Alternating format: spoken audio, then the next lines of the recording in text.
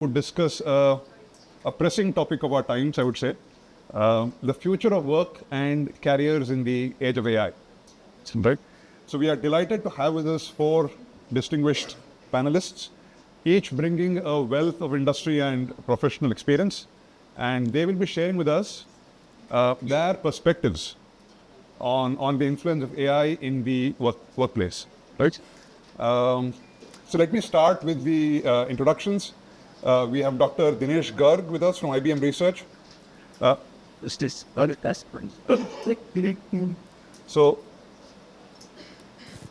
Dinesh leads an outstanding team of researchers and engineers at IBM. They are experts in the field of large language models and natural language processing. Dinesh and team regularly publish in top-tier journals, and their research spans both fundamental inquiries and applied areas.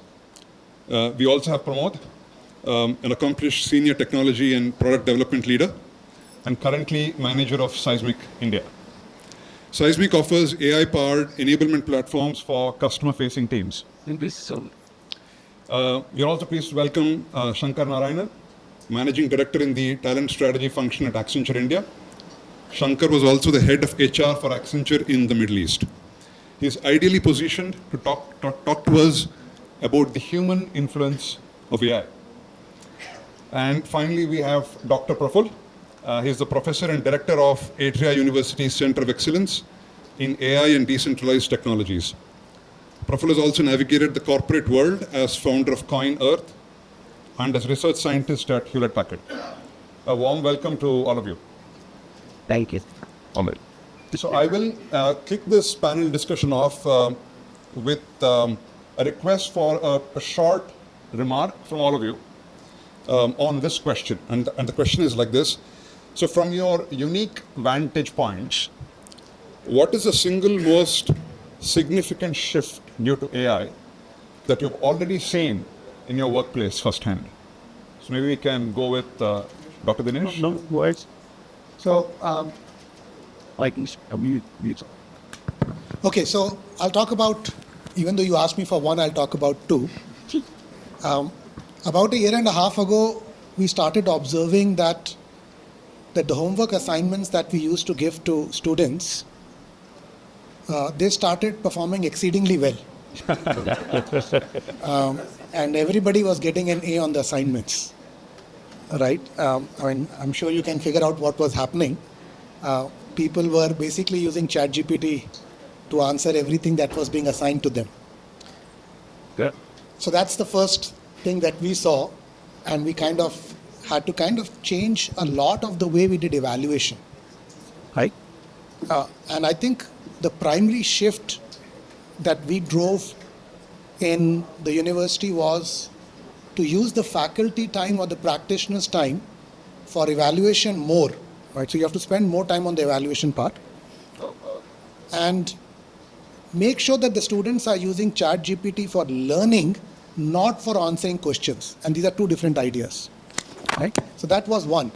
The second thing that I will talk about was about a year ago, we were talking about UGC compliance. Anybody who has gone to UGC knows the amount of paperwork that is required to get the compliance done. And it got so frustrating that we ended up building an AI product which can automate the compliance process for us. So those are the two things that we saw in our workplace. I think ChatGPT is man. So if we think about I lead a software engineering organization. So I think software, the production of software, I think has been a manual effort in the history of mankind. But the production of software now is fundamentally changing because what these AI tools can do. And they can do, they're starting with helping the developer or an engineer or a product designer or a product manager in sort of doing some fundamental work, right? And that work used to take a long time. Let's say if you are researching about what you want to build, right? I think suddenly it has become possible for that research to become much more comprehensive before you ideate on the solution, right? You still have to collect data, but the data synthesis, insights into the data they are much more higher quality suddenly than what they used to be, right? So there's a compression of time in performing design activity, right? Similarly, there's a compression of time in speccing out the solution, which was the job of a product manager. There's a compression of time in building the software, right? So that impact you can already see, right? And if you look at, say, companies like Google and Microsoft, they are already claiming some of this for their own sort of motive to sell more AI, that 30% of the work is already being done by AI, right? It could possibly be more in some areas, could possibly be less. But certainly there's a shift in the way the software is being produced. And the other fundamental change that's going to happen with this is that when you're shifting from manual to more automated way of producing stuff, I think the way you think about standardizing the whole infrastructure for producing and running software, right? That's also changing. So this is sort of similar to the change that happened to, let's say, automotive industry, right? If you just go about 100 years, maybe in 1910s and 1920s, there used to be these garages that would produce a few cars every month, right? This is where the state of software generally maybe just go 5 to 10 years, right? But then if you look at today's manufacturing plants for cars, they're highly sophisticated. They're very standard production rails, assembly lines, robotics, right? I think you can mirror the software industry exactly along a very highly sophisticated automotive line. And I have not visited Tesla, but I think if I was to visit Tesla, I could come back and say, this is how the software production industry will also look right now. So that's, I think, the fundamental change with respect to software production that I'm seeing. And it's going to therefore change the whole organization, human organization as well, right? But we can talk about that later. So, our managers give much better feedback to their employees. And for those of you, if you know in the industry, one of the things that we always complain about is that people don't get feedback. But these days, our employees get excellent documented feedback simply because there is an AI that is assisting them to write it. Yeah, we've built it in the flow of work as part of the performance management process. Simply by looking at what the goals have been set by the individual and the manager and the self input or the self assessment that the individual gives, manager just needs to review the output that the system generates and then make some modifications and then get it out there. So that's very impressive. I mean, we get a lot more documented feedback, and I must say that the technology is able to get it reasonably right. And what it helps is there is you can be sure that there is a feedback that is going out to the employee, which was not the case. And the manager's time is spent more in doing something that the technology cannot do. Otherwise, if you need to start from the scratch and then look at the data, evidences, all that has happened, it's mentally a tiring activity, and nobody does it or does it in a very patchy way. So it's helpful. The second, if you can take another example also, is that, this is very relevant to what Dr. Praful said. We also assess our people on skills very, very often. You need to be very current in your skills, so on and so forth. So our ability to generate question banks to test people in skills is now significantly enhanced because we use generative AI technologies to generate those skills. Otherwise, remember, somebody who's a project manager and expert has to carve out their time to review the question bank and do it, and it's not always easy to do because they would rather spend their time with the clients than this. So several use cases, I would say, where we are already seeing very, very tangible results. And both these examples, if you see, are not necessarily taking away something that somebody was doing, but really augmenting their ability to do something they were not finding the time to do it, or doing it at a level that they were not able to do it. Right? So that's the delta or increment that these technologies are. That's the efficiency argument, if you will. It's making them more productive. Making them more productive, not just about efficiency, it's also about doing some things that you were not doing. Yeah. I would look at efficiency as, okay, you took a day to do it, but now with technology you take half a day. But what we're talking about is things that were not getting done or not getting done consistently, but the technology is able to make sure that the consistency is now brought in. Everybody does it for every employee kind of a stuff. Or, your question banks are a lot more tuned into the latest reality than what it used to be. They're not obsolete. They're not 12 months old. Now you can review them every 6 months and so on and so forth.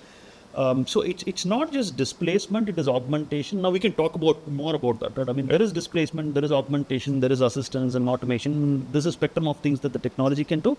But there's some very good examples of, where the technology is augmenting what the humans were doing. Understood. I hope you can hear me. Okay.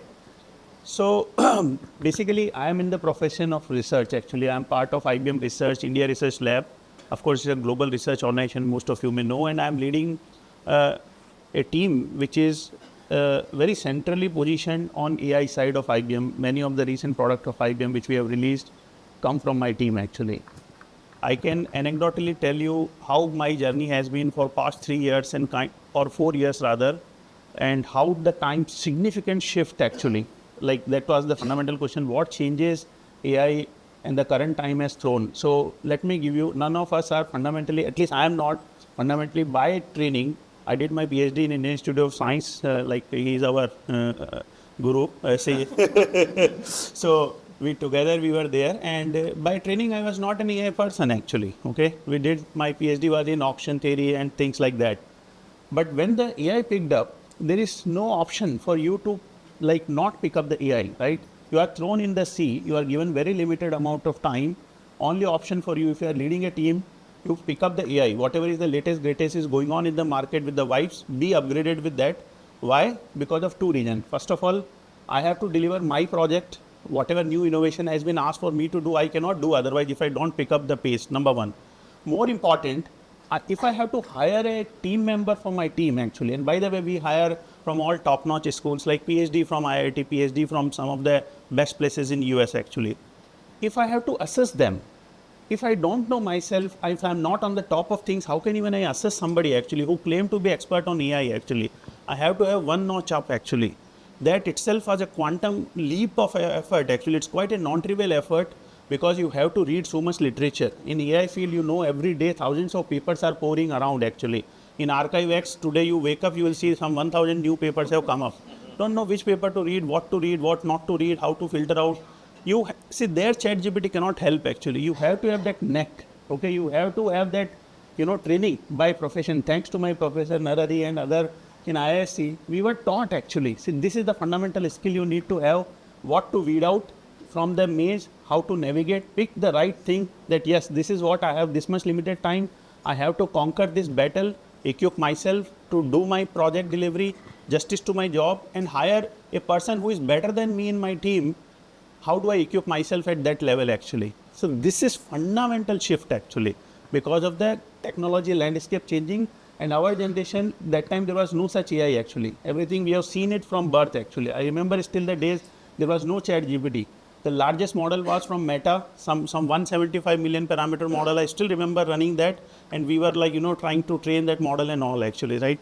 But the pace at which it picked in past 2-3 years is phenomenal actually. You have to keep the pace. Every day you wake up. In my team, we have to ask, hey guys, what are the new paper came today? We have to identify top 2-3 paper. Again, that's an art actually, that's a skill. You identify 2-3 paper, one of the team member has to read those paper. In next 3 days, paper should be read properly and presented in front of everybody. If you don't move at this pace, you will lose the game actually. If you have to be very, active in the current game actually, if you have to have skin in the game, you have to operate at that pace. It was not that throat cutting 3 years back. So that's a good segue into our next discussion on the impact of AI on skills really. So there is, it's being termed as the great skill shift. There is a C-suite person in LinkedIn. So he happens to claim that about 2/3 of skills that are required in a typical job would have seen a foundational change by 2030, right? So the question now is to Pramod, and the question is, so as a technology and a product development leader, how has AI altered the competencies you look for individuals? So have some fundamental skills of the past become less important of late when you evaluate them?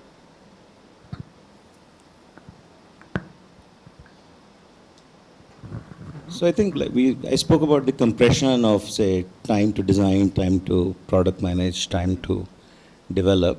What that does is it requires, let's say, a software engineer, right? The software engineer now needs to really know software engineering, right? Because if you don't really know software engineering, then you cannot really work with these AI tools that you have. You really have to make sure that AI is producing the kind of output that is going to work for your particular problem in any area, right? And this is where the fundamental skills are becoming more and more relevant. So if you didn't learn your, let's say, 4 years in BTech computer science or digital transformation well, then it is unlikely that you're going to be able to work with this tool, right? And I think the way this shift will, a skill shift, I think it'll turn you towards understanding the fundamentals even in a better way, because you have tooling at your disposal to use, right? And the tooling is not yet autonomous, right? And if it becomes autonomous, then we are in different world altogether, and we can talk about that after 4 years. But I think today, because the tooling is not autonomous, you still need human assistance. And the human assistance can only come, I think some of the point that Dinesh made earlier, that you have to really fundamentally know your stuff. If you don't, and whether it is in the form of, let's say, programming, or whether it is in the form of data science or understanding of systems, right? Because as the lower level problems are addressed more autonomously by AI, then the human effort shifts towards more systems. And I think this is, I was sitting here in the morning sessions here, that some of the ways the university is trying to build systems level thinking into different domains through examples, right? Like whether you look at mobility as an example or biology as an example of complex systems, if your mind is more trained to systems thinking, then I think that's the new skill. Because the lower level stuff of building a piece of software, building a piece of, let's say, maybe even doing some data science research. I don't think data science research will be done by humans anymore. A lot of it will be autonomous.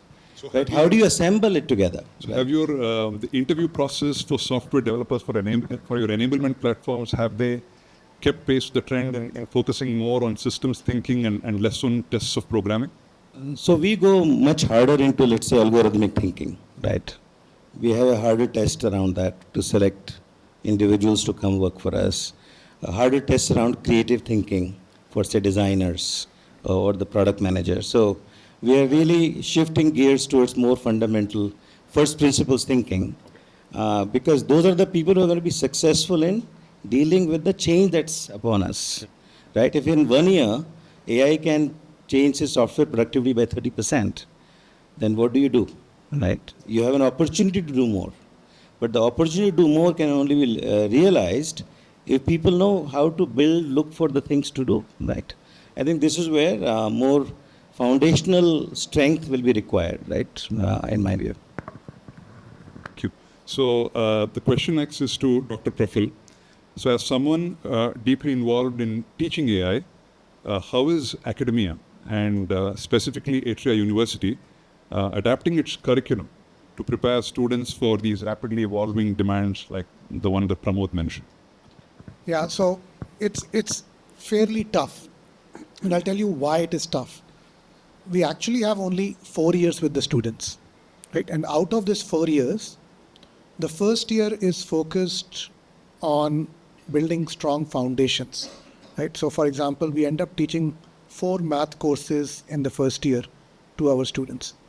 And students, as Vijay mentioned in the morning, actually choose their major only at the end of 1 year. So by the time they come into the major, we have 3 years with them. Now, out of those 3 years, they go for internships for about 9 months, right? So you actually have only 2 or 2.25 years with them. So the challenge is that, I mean, we know what to teach, right?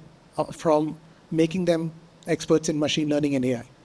Honestly, our struggle has been what not to teach, right? Because the computer science syllabus, which you see in the vast majority or the traditional way, was already designed to cover 4 years. And now you want to add these additional skills in math and machine learning and AI. So the tougher part is what to throw out, right? And we continuously struggle with it, saying in this limited amount of time, you have only so much time. And I think to the larger question, I think the quote, there was an interesting talk yesterday by Andre Kapati. I don't know how many of you saw that, right? That software is changing. Excellent talk. And he talks about this challenge that the way computer science was taught traditionally is very quickly becoming redundant. And you need to rethink how to teach computer science. Because what was key skill, the simple skills that were being taught are going to be taken over by AI, the autonomous part. Things like algorithmic thinking, those are non-negotiable, right? Skills like math foundations, those are non-negotiable. Key things like teaching how to implement machine learning algorithms from scratch, those are non-negotiable. But the challenge for us has been striking this balance of throwing stuff out from the curricula, and that's really been the tough part. A follow-up question though, Praful. So, of course, there'll be stakeholders outside of the university too, so maybe in parents or maybe even the industry that has not caught up as quickly to the changes that you're contemplating to bring. Are there such challenges that you have also seen? Yes, we do think we are ahead of the curve. Honestly, we think that a lot of industry, and Shankar can comment in this, I think a lot of the industry is behind the curve, at least as we compare it to our university. But I think it's only a matter of 12 to 24 months before it changes. But industry is also adapting very, very fast.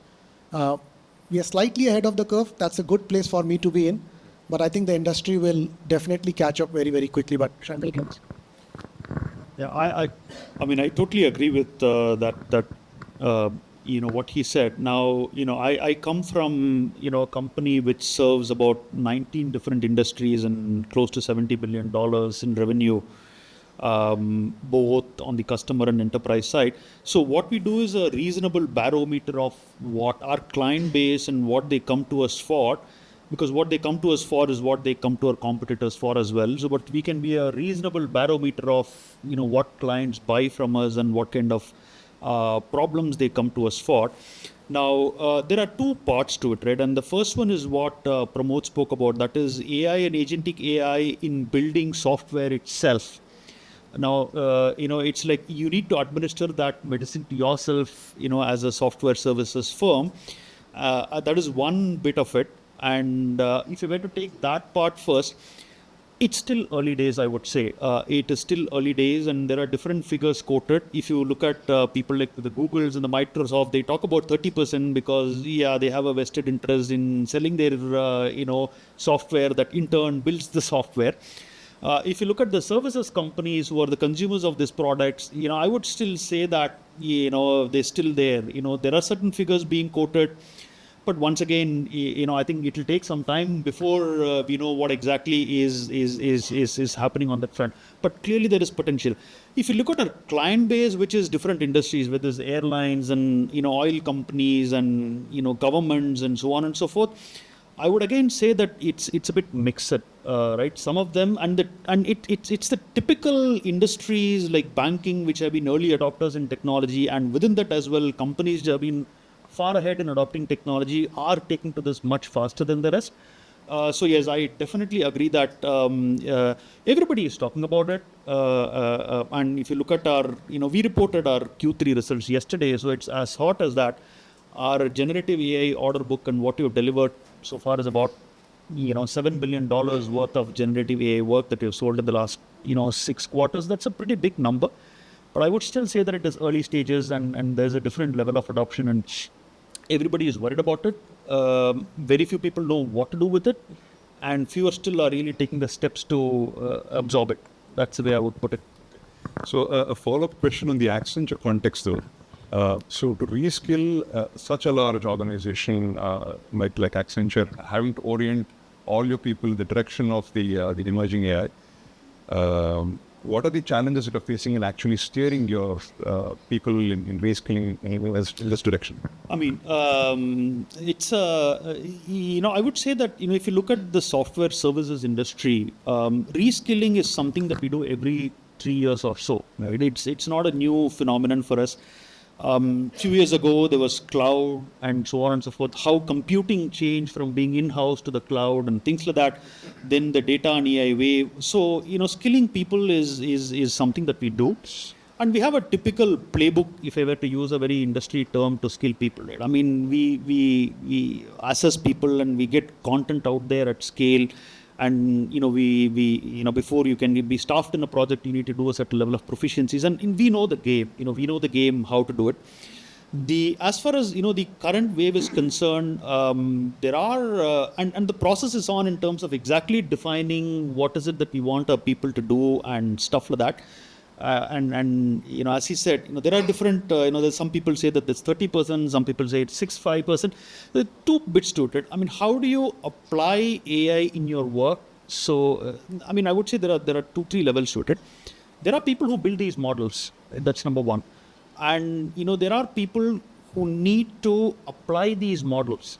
That's the second category of people, right? Or for example, there are these foundational models that people like Dinesh and team will be doing, and then inside an organization like us, there will be people who will be customizing it to the context in which you are going to apply that model. Because think about it, it's like a furniture, right? I mean, it's like you need to customize it to your requirements. And then at the third level are the people who are going to actually use the customized models that you have in-house built in the context of their work. So there are different levels at which this is playing out. Yeah. Soft services companies are not in the business of building foundational models, right? But we are definitely starting to think about customizing those models for ourselves, and then having our people use them, at scale. We're still in the process of figuring out what it actually means in terms of the skills, and it's not just about the skills, right? And here I go back to what Pramod said. It's not just at the level of application where this shift is. It is understanding the fundamentals of how software is built and where is it that these technologies can be applied. It's not moving from skill A to skill B. It's more core to how do you even transform the way the work is happening. So that is one. And I'll close this off with that point. And so definitely there is a lot of thinking around, and it's, to be very frank, the industry is still grappling with what this means as well. But the most profound change is that earlier you had to move up or pivot, as we say, a person from skill A to skill B. Here there is that angle to it as well, but equally here there is technology that is going to do what a human is going to do, and that was never the case. Right, so that's a big shift as well. So to summarize, there is a classic playbook that we are applying. Although I feel that we need to change that playbook a bit significantly, because the pace at which this is going to hit us can become very, very uncomfortable. If we don't do it fast enough, then we lose the game. So it's not just about, and again, it's also about transforming the talent that we have, but also looking out in the market, who are the people who can do it. And there are no clear profiles or established talent that is out there that you can do it. So we are very much in the early stages of figuring this out, is what I would say. Long answer, but I think that helps. Now, but picking up on the discomfort or the uncomfortable keyword that you used, I would move on to the topic of job displacement, right? So what is not helping is that the experts in the field are themselves divided, right? On one hand, we have a very apocalyptic narrative, and on the other hand, we see folks who are selling hopes of the golden days of humanity, if you will. So I think maybe it lies somewhere in between. But the question I have to all of you is that, can you highlight an area from your experience where you predict AI will definitely lead to significant job displacement, and then conversely where it will create new roles? So maybe we can start with... Yeah, I think this is good. Okay, so, well, I mean, again, this is not very difficult by common sense if you think, and also several people, all our Indian CEOs in US, right, Google, Microsoft, they have been keep talking about it. Very simple common sense. Any blue collar job, for example, a plumber, right, an electrician, very hard for AI to replace their job actually, very, very hard. Or any job which involve human touch, empathy, for example, typical, let's say, nursing job, right? Or caring the elderly people, okay, or babysitting, right, or school teacher. I doubt whether anything will happen to those professions. Very hard actually, because they need human touch after all, right? And I don't think an AI is anywhere close to reach to, this beautiful creation of nature called human actually. I mean, let's come on. I mean, it's all fine. All this glory statement is fine. No matter how many billions and trillions and dollars of these companies are making, nature we cannot beat actually. Okay, I don't think in our lifetime we'll see that happening. That's my belief. Again, not don't read this is my complete belief or complete statement. But some of the jobs which we think probably will be less involved, I think, and it's very common knowledge and very common sense also you can read. Many of these, jobs which are more pattern based. For example, translators actually. There are many human translators who translate from one language to another language. And AI is beautifully doing that job actually, okay? Summarization, articulation, right? Writing an essay, okay? Drawing some paintings actually. Many of these kind of jobs, they can be probably, either they have to innovate or like something else, but they are, lot more scope for automation, okay? That's where many of these white collar kind of a job, right? For example, paralegal kind of a services, right? Where you read lots of legal, documents and then kind of come at a statement and narrative. That can be very easily done by many of these ChatGPT kind of a system. So many of these white collar jobs is what I feel where the entry point for AI is very easy and it's already entering there and they have to rethink probably. But many of these blue collar job, also the ones which involve human touch, I think still time is very far. Okay. Thank you. Yeah. And before going quick interjection, so Ganesh, you have identified that in this room only 3 of us are at risk.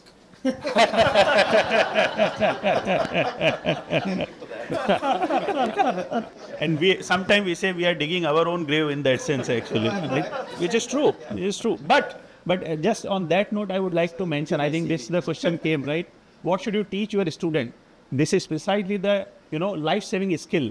Even if you come to a job threat, you have to have that skill. You can, save yourself, get out of this and put yourself into tomorrow different show, right? Today you are playing cricket, tomorrow you can play football.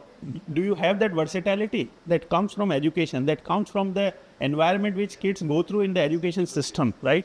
So this is what you should be teaching. You make your, master of something, but also jack of all the trades actually. They have to have that neck actually, Yeah. Again, I'll probably give a slightly longish answer to it. It's important to understand that whether AI, a job is ultimately a set of tasks, right? You do a certain things. What is being currently seen is that if there are 10 tasks in a particular job, some of them can be what is called as augmented by AI, which means that AI can help you do it better.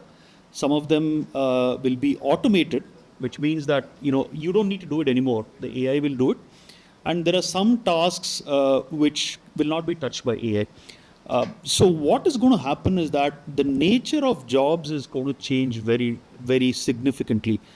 Are there jobs that are going to be 100% displaced? Yes, I think that will happen. But what is going to happen more is that, the character of a job will change, which means that the way we define jobs today is not going to be the way jobs are going to exist tomorrow.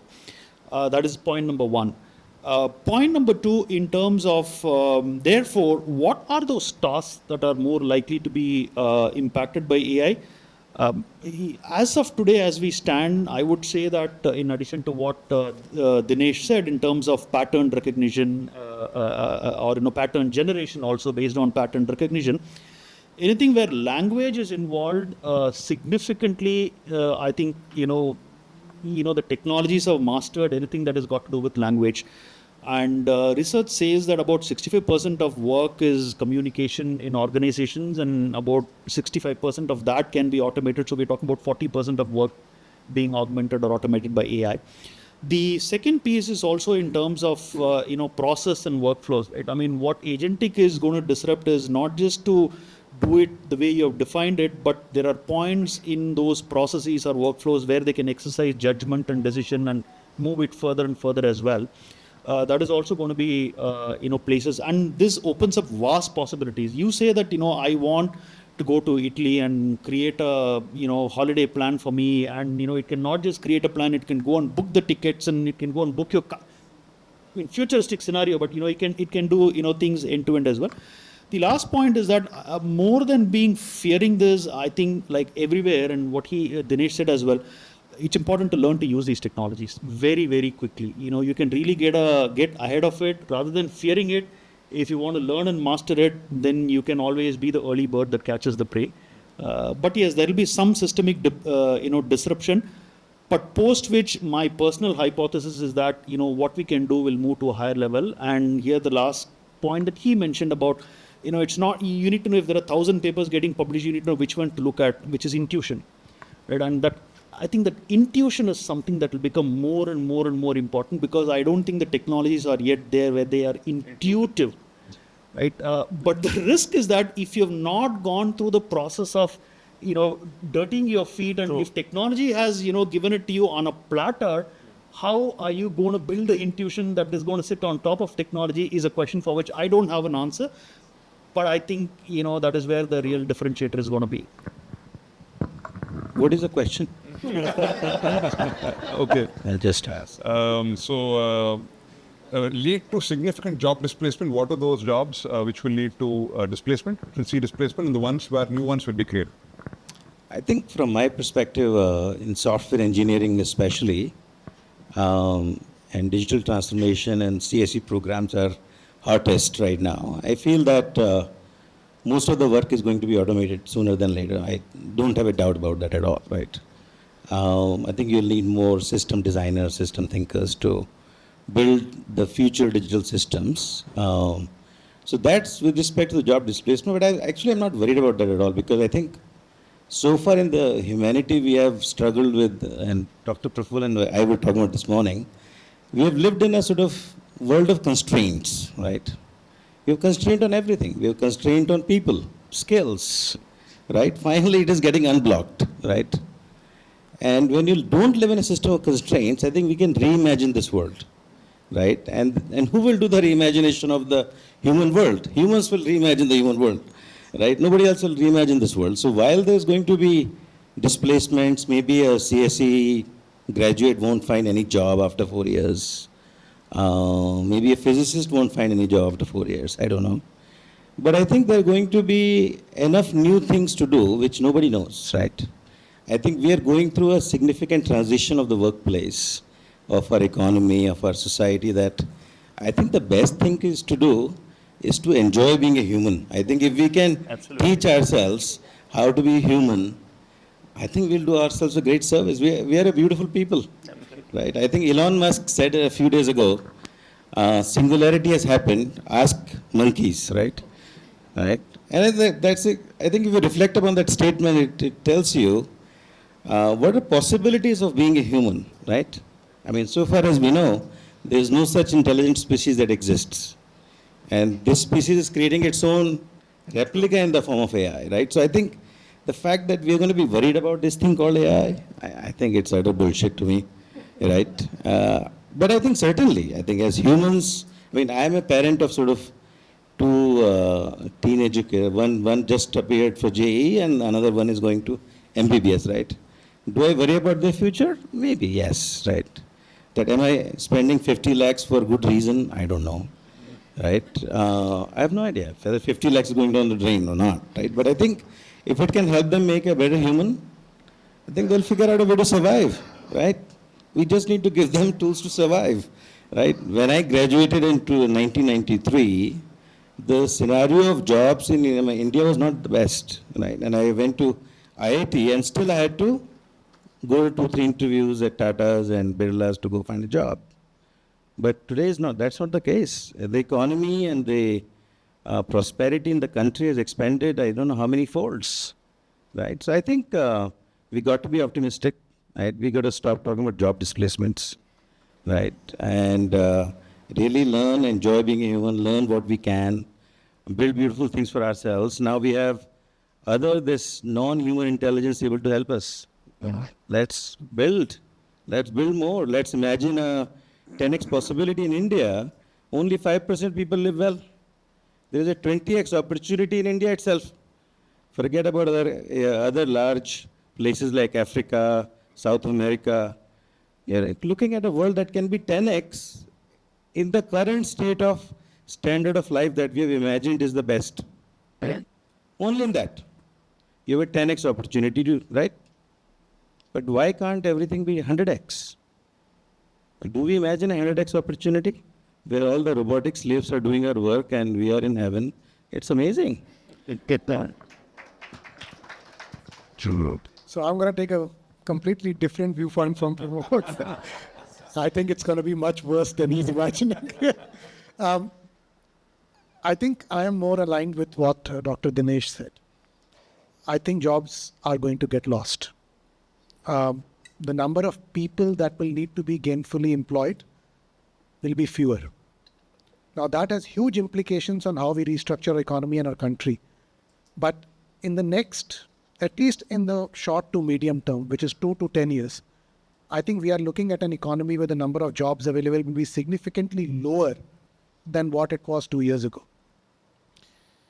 Now, Dr. Dinesh talked about the kind of blue-collar, white-collar distinction. Absolutely. I think that is well established that blue-collar workers are not going anywhere. The impact is going to come on the white-collar workers, which were the call center employees and people doing office administration work, paralegals. A lot of this is going to get impacted. But the way I want to kind of leave you with this is, irrespective of the domain that you're going to work in, the threshold for you to be productively engaged is going to increase. What I mean by that is that the person who understood any of his or her field on a scale of 0 to 100, if they had a capability of 40 or 30 or 50, they could be gainfully employed in the industry. I think that threshold is going to get closer to 60 or 70 or 80, which means that unless you know what the subject that you are studying, doesn't matter what the subject is, unless you have understood that subject well enough to be able to meaningfully critique the output of an AI system, you are going to struggle. So the threshold of your capability has just increased because you have an alternate intelligence which can compete with you, right? And it's serious. I think next 2 to 10 years, the economy is going to be very, very tricky to handle because of the impact of AI on job losses. This point of view kind of nicely segues into the next question I'm going to ask Shankar. So, which is on the psychological impact of AI, the fear of job loss we spoke. There's also this need to continually learn for all of us. And there may also be this sense of loss of purpose. If the AI is doing everything, what am I really worth? Right? That could be a question that individuals start asking themselves. And maybe individuals might also lose this ability to negotiate in the marketplace for their jobs and salaries and whatnot. So there might be some loss of individual power, if you will, as well. Maybe some rejig of the power balance, if you will. So given all this, what should be the strategies that a talent strategy team like the one you lead should be looking at? We call it putting the individual at the center of this transformation, in the sense it is not just to look at individual. At the end of the day, commercially driven corporations, if they can find things to be done cheaper or faster, you can't stop them from doing it, right? That is one. But equally, part of the talent strategy is also about how can we upskill people so that, they can do things better. And as Pramod said, I agree that, today the global economy is about 110, $120 trillion. And, that is also being limited by the number of people and so many other resources. Yeah. But not just look at it from an efficiency standpoint, which is like, how do you take cost out from a business and then eliminate labor and so on and so forth. But what it also allows us to expand our market, expand our products, expand our offerings and so on and so forth. So one of the key things is to definitely put the individual at the center and see, how can we make them better? What is it that we can offer to them so that they can use these technologies well? There is going to be some displacement, but equally we need the very people themselves to ride this wave as well. So I would say that is, something that is front and square in our minds. The second thing is also from our own managers, particularly if you look at the industry from which we come from. Everybody looks at, the span, the number of people under them as the biggest mark of their power, their importance, and so on and so forth, right? I think that unless people tune themselves into it very quickly, there is going to be a big risk in those even leaders getting severely disrupted. It's going to be more about output rather than input, where input was the number of people. And from an individual, it remains the same that everybody has spoken about. You need to continuously learn and you need to continuously adapt and be able to survive and thrive. It's at an individual level, there is just no, because it's going to be brutal. Right? I mean, if you don't have this, you can be a victim and cry about it, but it's not going to help anybody. Yeah. Thank you. So this is a quick audience takeaway kind of a section wherein what I request you to do is to just conclude for our audience today, whether they are students or professionals or educators here, what's the single most important piece of advice that you would give given the present times? Maybe just a one-liner should do given the all that we've spoken about so far. Be super optimistic. No, honestly, I think people need to be super optimistic because what the technologies that we can have help us do things that we've not been able to do before. To be frank, I mean, people talk about being losing jobs, but imagine how many people have been in jobs that are just pure drudgery. Right? You don't need to be there. You can do much better things. So I'm definitely, there is going to be a dip, as you said, but I think at the end of the dip, it's going to be a lot better. So be super optimistic, learn, and enjoy the ride. The fact that Yeah, you cross all this place and then enter this local university, right? So, Yeah. So, because this is a forum for educators, so if you, in my moral will be like final one-line summary, if I have to give you to take home to your students, whomever you are preaching, give them following lesson. If I were you, I will say one thing. First of all, there is no need to be panic or fear. Okay, and have confidence in yourself. Okay. Nothing can beat human mind. Trust me, actually, because after all, it is this mind which has created all this AI. Actually, this mind know how to safeguard itself. This mind know how to create new jobs. Even if some jobs are obsolete, this mind has such a beautiful creation by nature. It knows how to find its own way. So food on the table, don't worry about it. First of all, keep those worry out of the window. Okay. First, be confident on yourself. Be happy, as he said. And be passionate about whatever you do, whatever may be your passion. Once you are doing things with passion, then again it goes back to what Praful was saying, that threshold mark you will automatically cross. No matter which AI comes tomorrow, you don't have to worry. You will be above that. You will be the one who will be building that AI. Take it actually. Build this confidence in your student. That's it. Everything else they'll take care actually. That is my mitra actually. Right? I don't think I have anything to add. Dinesh said, I agree with him. I think the student should learn well. And given that I'm going through my own teenagers' experiences, I can also say that this whole idea around, and we were talking about this morning, that this whole LPA business, right, where every school is getting compared on the highest and the median package, I think it's poison, right? I think that poison should be eliminated. I think you guys are in the best place to eliminate that poison. If you can orient the students to places which are making them thinking individuals, I think just go by that. Maybe it's a professor, in a certain college like Praful who does a great job, then send everybody to Praful, right? I'm serious about this because I'm going through this right now, right? That I really want to find for my own kids the mentors who are going to make them better individuals. And the rest will take care of itself. So agree with what everybody said, but I'm going to go one level deeper. I think the word that Pramod used is the one that I want to pick up. I think when you go back to your schools, I think the main shift has to come in the teachers. Teachers have to acknowledge that every student today has ChatGPT. And you have to reflect what that means for what is the value that you are adding if every student has ChatGPT. And the word I want to pick is mentor. The role of the teacher is changing. The role of the teacher is becoming a mentor. Now in PhD, if you do your PhD, you don't have a teacher. You have a guide. Yeah. You have a mentor. That thing is now going to flow down to undergraduate, masters and schools. The role of the teacher is now a mentor I have one question to ask here. Very recently, Bill Gates, in fact, you answered already this question.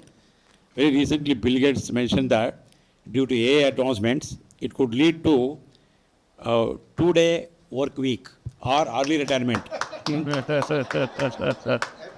So, what is your message to our students, our prospective students who walk into our campus? Every 5 of them they walk in, 4 of them will ask AML only. AML only computers they're asking. To the AMN. So please, what is your message to the students who have been, taking this kind of AML courses? They should just now get us. Here, like pick up the face and just make them. Look, if you just, my personal take on this is that if you just want to work for 2 days, why do you want to prepare yourself for that work? You don't need to. I think all of us, prepare ourselves to do something, and I quite, agree with what Dr. Dinesh said. It is really an opportunity for us to do something that we are truly passionate about, because everything else can be done by something else or somebody else. So my message is that if you're the mindset that you need to work only for 2 days, I'm sorry, you're at risk. That's my very direct message. Rather, I would say that, pick up something that you would love to do for 7 days. Whether you do 7 days or not is different. I mean, why would you want to underutilize your own capacity? Right? It baffles me if somebody says that, somebody may want to use you for 2 days. I mean, that is Bill Gates saying, I have a job to give you only for 2 days. But when you are walking into something and making a choice, why would you, do it that way? Rather, going to an area where you would love to work for 7 days. That's my simple message. Sure. Yeah. Yes, sir. That's good. So my question is here. All of you come from technology background, right? You spoke about agentic AI, you spoke about generative AI. And I might be one of the only person in this room who has their own AI avatar, okay? And my AI avatar is practically doing half of my work. When I have to talk to parents, my AI avatar does that. Though I know technology is at risk also, and I'm at risk. But my concern is, are we stopping here only? I completely agree with you when you say that we have to worry about the upcoming world, uncertain. I'm worried about my children. So moving ahead, what is your take on cognitive AI, quantum AI, and ethical AI, which are under process? So is there something, some light you can throw on that? And next to you, Pramod sir, I'll agree with you, because the ultimate goal of learning is to become good human. As it is written in Rig Veda, Manirbhav. शिक्षा का उद्देश्य है मनुष्य बनाना. So whether it's technology or it's not technology, if we can make good humans, then I think they will be the one who will make 7 days working as their passion. But since I read something about cognitive AI and quantum AI, so I thought you are the right people who can throw some light on that. If I was here, thanks. So, okay, so see the word, there are a lot of marketing terms that get thrown around when it comes to AI, right? And Dinesh and we often talk about this. Here is the way I just put it very, very bluntly. If you know math, you can figure all this out. Okay, whether it's cognitive AI, whether it is quantum AI, at the end of the day, it all boils down to math. And that's the reason in the first year, as we mentioned, we focus a lot on it, right? And I think Anupma also mentioned at the beginning there, we see a lot of kids coming in scared of math. And our objective in first year is to remove that fear, because unless you can figure this out, the next day, especially if you're entering AI ML, there is no way you can get to the level where you can compete if you're afraid of math. It's just absolutely not possible. True. So that's the word cognitive AI is a thought process that you try to make AI behave more like a brain, right?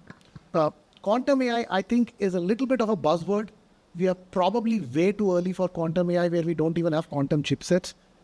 Ethical AI is interesting. It's a good topic to kind of think about and worry about, primarily from the perspective of what we say what the way I would put it is the limitation of language, which means when I say something and you hear something else, or you interpret it as something else, the same thing happens when you talk to ChatGPT. You think you are saying something, but what that AI is understanding from what you are saying is something maybe completely different. How do you fix that gap? Right? That's where ethical AI becomes very, very interesting, because we don't know, forget AI, we don't even know how to talk to each other. Because when I say something, you hear something else, right? And the same problem gets replicated between us and AI. That's an interesting problem that will probably hit us the soonest. Quantum AI, I think at least like Dinesh, I think it's way off. Cognitive AI for me is a buzzword, but I don't. Yeah. No, I mean, you are right, Praful. So many times many of these prefixes which are added, right? This this AI, that AI, and all that. I would say don't get carried away too much. Okay, first do your due diligence and homework properly. As I completely said, if your fundamentals are strong, anybody comes and throws any buzzword on you, you will be within 5 minutes you can decipher like whether this or that way. That's it. Quantum AI, yes, this is quite a big buzzword. Essentially, what is happening is you might have seen lots of this quantum computing now coming up and things like that. We have done some work in quantum side also. My team, myself, have done some work on quantum side. So what happens is once you have these AI workloads right now, which runs on this GPU, NVIDIA GPU, these are classical computing infrastructure. People worry about what will happen tomorrow if this quantum computing becomes a new paradigm. It's a total paradigm shift actually. None of your classical algorithm which you teach in the class or student read in the class, they will not work on quantum computer. So the people started worrying that if I take, let's say, my transformer model or any of this simple neural network, right? If I want to port it on quantum computer, simple classification, SVM, support vector machine, will it work? Or what kind of changes will it be needed? Will I get the same kind of gain and advantage once the quantum computer become reality? That's the field it is going in. But as Praful said, it's too early in its journey. We don't know, first of all, quantum computer future itself at this moment, right? Where it will land to. And more than that, it's a very niche area, I would say, actually. You need to know quantum computing. For that, quantum physics also you need to know. AI also you need to know. So I would say unless you are too much connoisseur in that area, don't bother about many of these jargons, right? Stick to your passion and your forte actually. There are so many such buzzwords going around in the market. You don't have to get carried away with each and everything actually at the same time, right? Yeah. You should worry about the ethical AI. Yeah, ethical AI certainly, yes. I think ethical AI is going to be the human problem of AI. And I think this is where the comment around being a good human, Absolutely. I think it's better. True. I think that can lead to job creation, while the other two words will lead to job space. So can I add on that? See, this is a big issue that we focus on and companies focus on when they start implementing AI systems in organizations. About trust, about transparency, about bias. Now you can ask a question: don't these things exist in human interactions as well? Yes, they do. But equally, when it is a technology, it becomes very, very pertinent that you provide the trust, transparency, and bias-free platform when people start interacting with it. I mean, if you're paying for a nephrologist, right? But if it's an AI that is answering, would you like it? True. Those kind of questions come into the picture, right? And also biases in the algorithm that can really, as somebody was saying, you need to even be able to interpret the results. If you don't yourselves know how the technology works, you don't know how to interpret the results. You can have wrong advice. So I think that is an important field which is already, coming up, and it will also create jobs for sure. But again, you need to understand the underlying technology to be able to really make, build those rule sets and stuff with it, whether it is ethical or not, and so on. Good afternoon. Can I? All right, this is Maninder from Kunskap Scholar International, Gurgaon. So there are two things that I want to ask. Dinesh, sir, first for you. When we say too early as a word, right? We had a session in the morning, revolution of the industrialization were happening. And right now the revolution is happening very, very fast, and the span is becoming very shorter, right? But right now using the word too early, don't you think like when you say too early, that means we are saying if that thing comes, then we have to worry about it? Well, the question is, when I say too early, what I meant more because this forum, I assume this forum is for educators, and we are talking about future of the students whom we are going to interact with actually. From their perspective, for example, in their 4-year career, if you start worrying about teaching them, let's say quantum AI actually, or a student coming to you and saying that I want to do a project in quantum AI, sure, no problem in doing that actually. But what I'm saying is in early stage, there are so many other more critical stuff which are very more matured actually. You first spend time and energy on that, number one. Number two, when I say early, still, at least if you ask me, we have lots of quantum computers sitting in our company. We also do work on AI. If you ask me what is quantum AI, and pretty much believe me, actually, what is quantum AI, it's very hard to answer this question at today's time, actually. Okay, I'm telling based on, I'm confident what I'm saying, actually. Okay, so take my words. Okay, so too early in the sense is that fine for the sake of saying it is too early. I'm not saying for the sake of saying. The thing is that because these are those fields which are very deep fields, actually. When you say quantum AI, it's a very deep field, very, very deep field, actually. Okay, people have spent the ages in understanding the quantum physics, actually, and on top of that AI. So marrying these two fields and coming to even a single nice working system which serves the end purpose, at least my view is that is not very near, actually. It will take time, lot more expertise, actually.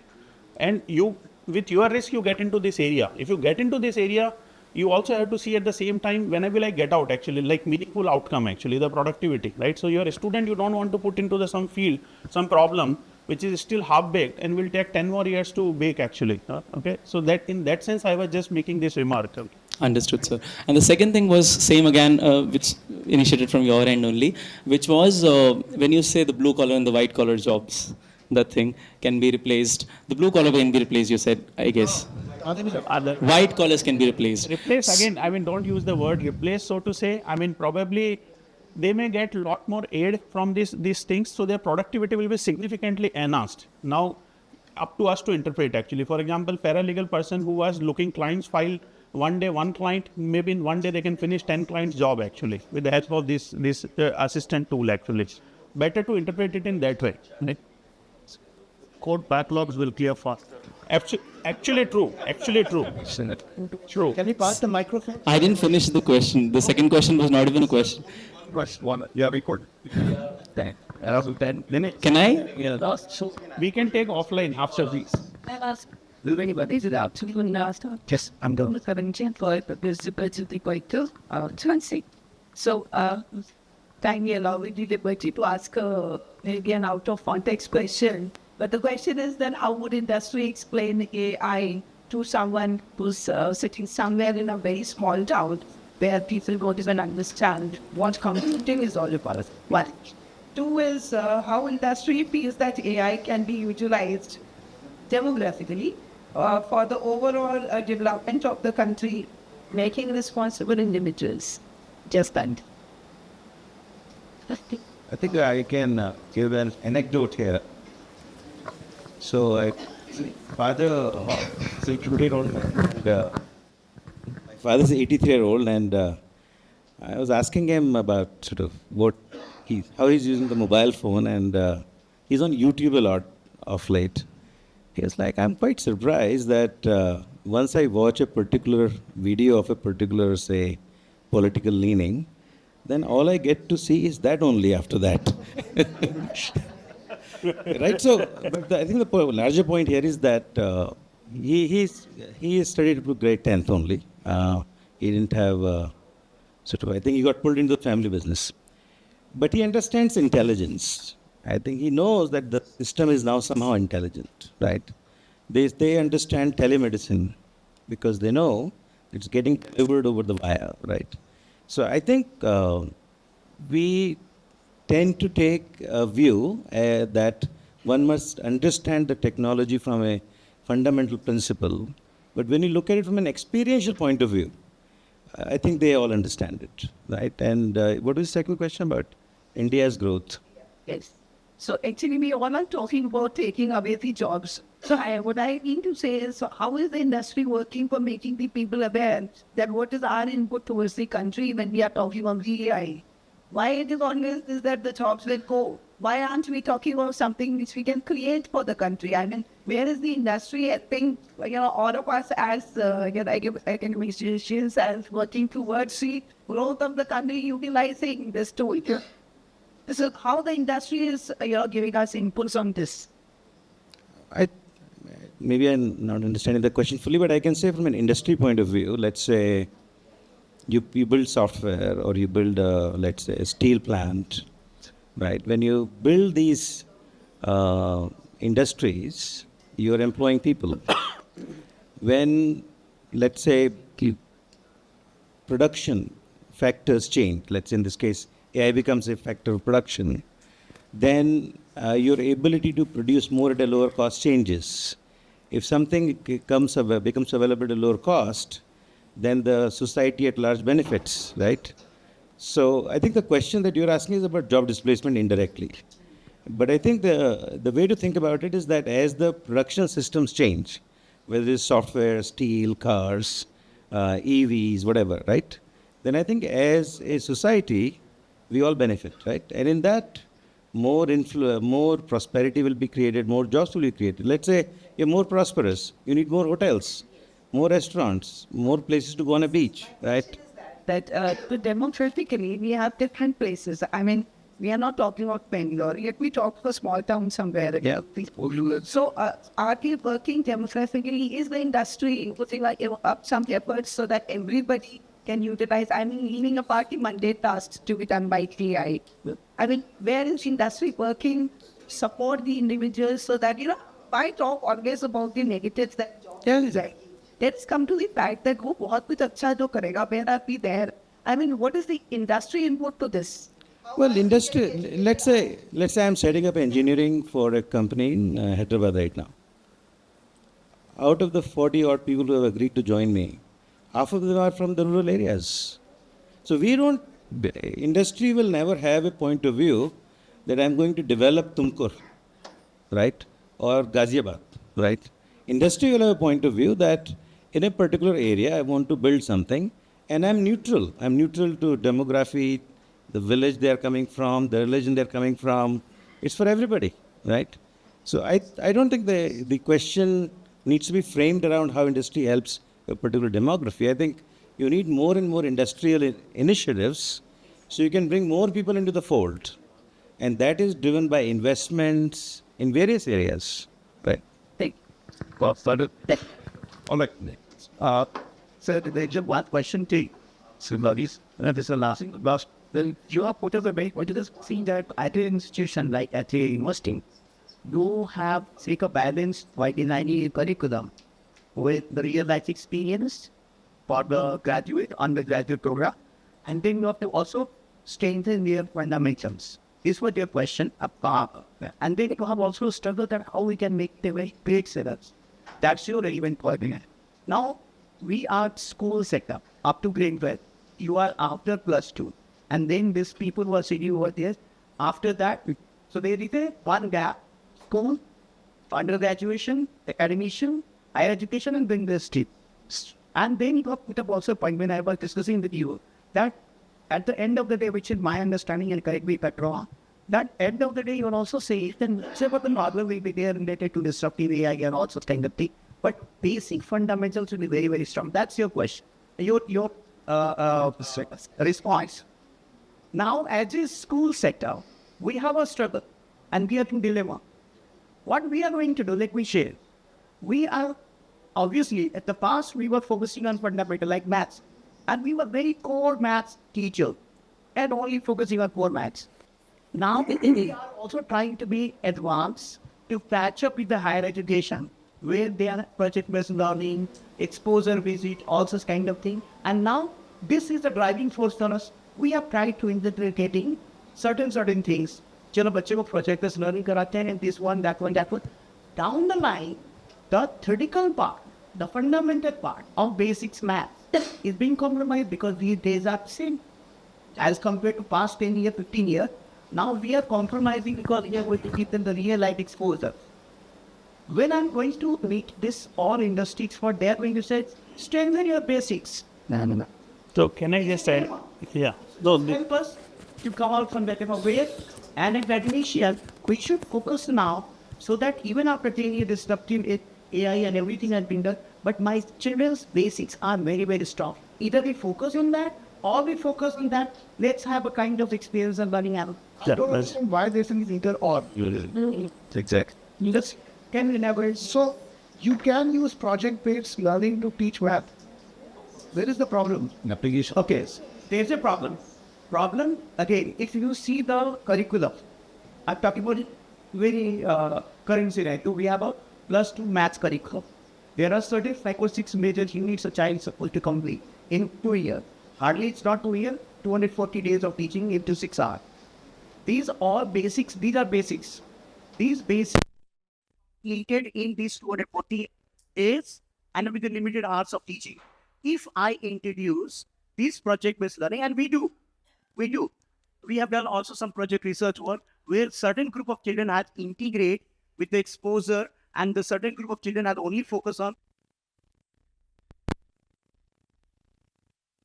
going to change. It is going to make an impact on the children's basic learning. So I'll tell you one mantra that we follow at Raise Guides question. Whatever topic you are teaching, start with why. If the student understands why he or she is learning that, you have won half the battle. It's all about in the game of pedagogy. You understand whatever topic you're teaching. One of the fundamental criticisms of, for example, math is, if I'm teaching trigonometry, and you have not explained to the student why you are teaching them this, you have lost the child. So we were talking about throwing away some offset. Yeah, like practically have such resources in our schools. Start from our schools.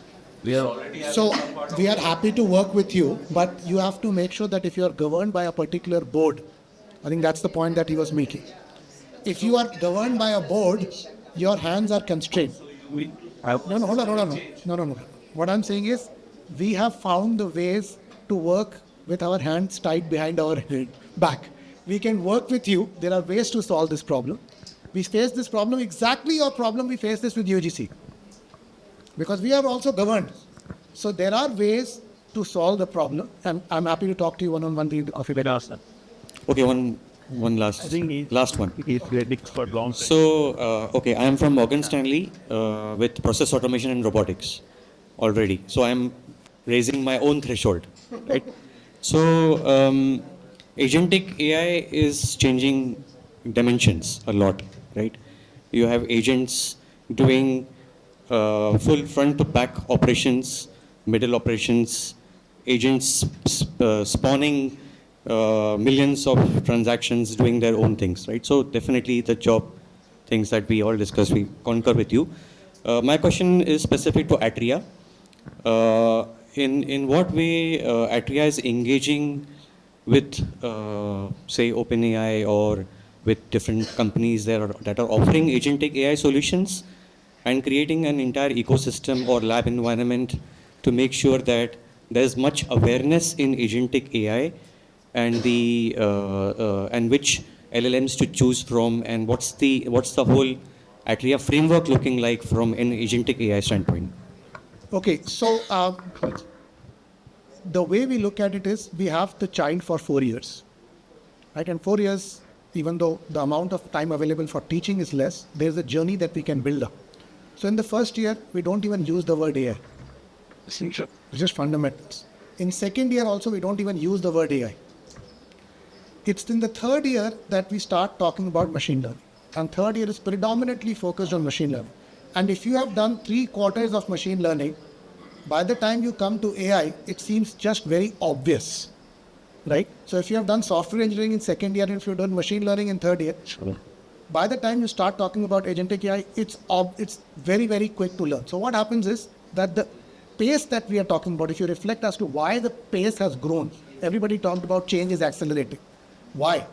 Because we are standing on the shoulders of giants. There is so much work that has already been done that the next step you do a little bit and you suddenly get a huge increment. It's the same formula that we are replicating with our students. First year basics, second year software math basics, second year software engineering basis, third year machine learning basis. By the time they come to the fourth year, they'll pick up agentic AI like this. Right? So it's a journey. All right, we'll call it a close. I'm sure this was a very rich and insightful panel discussion. So my deepest thanks, and I'm sure all your thanks as well to the panelists.